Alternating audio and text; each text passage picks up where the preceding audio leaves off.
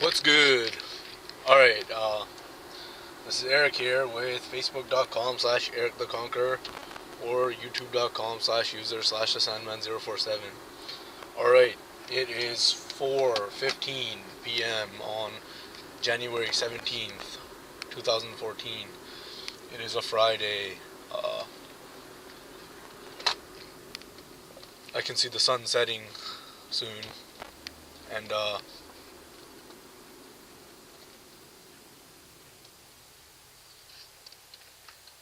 it'll be time to lose my shade soon. Uh, I've been doing yoga these past couple days, and like actual yoga, following along with a tape rather than just intuitive. Uh, it's fucking awesome. I love it.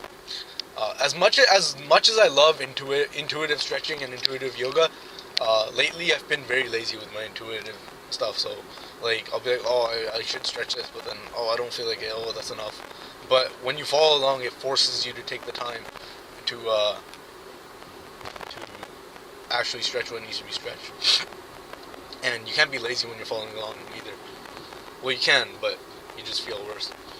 And while I believe that intuitive yoga and intuitive stretching is the best thing you can do, I am guilty of being lazy sometimes as well. And brilliant, magnificent sun. I don't know if you can see it.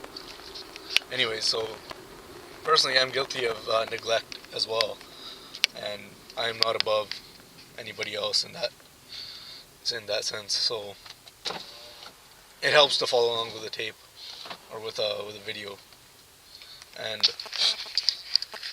I feel pretty magnificent.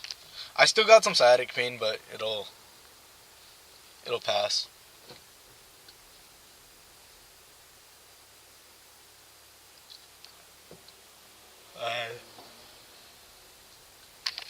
As I don't know if anybody saw, but I did a little recording of a little session of I don't know what it's called, but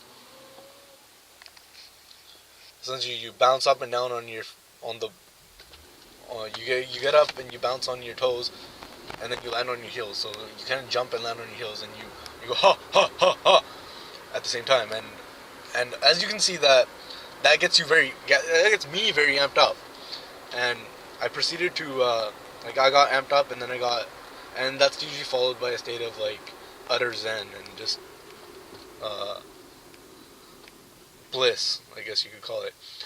And I decided to read a little bit of the Sri Guru Granth Sahib, and I started off with the video, but then I got very into it, and I didn't notice that the camera wasn't running anymore, and I just got into the reading and the teaching and the analytics, and like I was so into myself, I was so within that I forgot that I was just merely holding a camera like this, and there was no video going.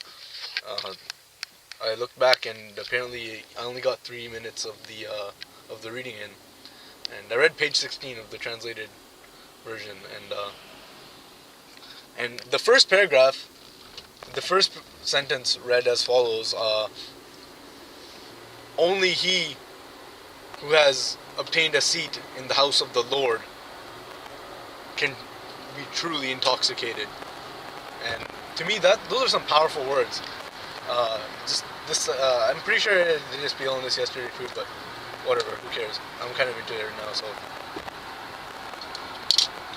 And those are some powerful words, I think, because, like, what do you think of when you think of the state of intoxication?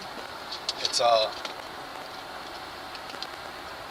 just this amazing feeling. If you think of it in a good term, like it's just this state of complete euphoria and I don't know what the word is just very powerful. I think intoxicated, and it's very interesting. Like the house of the Lord, and it depends on who you interpret as the Lord. But to me, I am the Lord, and luck is the Lord, and chance is the Lord. So in order for me to truly be intoxicated, I have to take a seat at my own house. And in order to be invited into my own house, I have to I have to take actions that align with my virtues and my beliefs and my base of morals and all this other shit. Like, I have to be in line with my own morals and my own judgments and my own base of values. And and when our actions and our morals match our base of values, we have integrity. And I remember my Science 8 and Science 10 teacher taught me that it's a pyramid. Like, at the top you have your morals, at the bottom you have your base of values, and in the middle are all your actions. When all that is together, you have integrity, and that integrity is expressed via the pyramid, which is the most structurally sound and the structural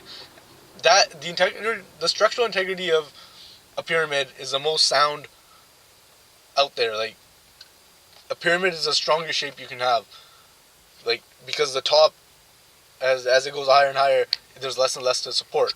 And that's kind of the same way as I don't know, I'm having a hard time explaining, but a pyramid is exactly how say you have I don't know, I can't really, if you ever use a forklift, you kind of use it. The higher and higher your forks go, the higher your center of gravity goes from the base of support, and the less room there is for it to waver. At the very top, if it wavers just a small amount, you tip. But at the bottom, there's a lot of forgiveness for it to waver. And yeah. Anyways, yeah. So I don't know. I just think that if you have integrity, you'll be well off. Like, you'll be fine. You'll be happy. And yeah, I don't know. I just think that it was an interesting observation, for sure. I also read a passage of the Bible. It spoke of a man. It was something John. That's what it was. John, paragraph 16, and some man was telling John, like, oh, God looks down upon me. God doesn't care about me. He always, like, puts me in these weird ass, like, situations and shit. And then John replies to him, like, who the fuck do you think you are, thinking that God doesn't love you just because you have hardships? Like, you think you're the only one who has hardships? Everyone out there has hardships. God himself probably has hardships. Like, these are not his words, these are mine. And I'm thinking, like, whoever this God is, like, to give, like, we always give, like, even the Bible, it portrays God as a jealous person, and, like, or not a person, but a jealous being. Like, and if you have these emotions such as jealousy, that must mean that you are sort of mortal and sort of human, no?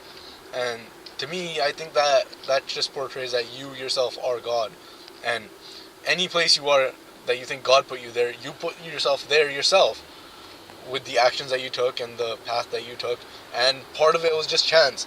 Like, part of it was just a roll of the dice. Like, so much of who we are is determined by where we are born. Like, you could take somebody of my exact genetic makeup and everything, or not even genetic makeup, I guess. Like, say I had been born in Syria, or say I had been born in Japan, or the Middle East, or Germany, or like Uzbekistan. I don't know. I would be a completely different person than I am now.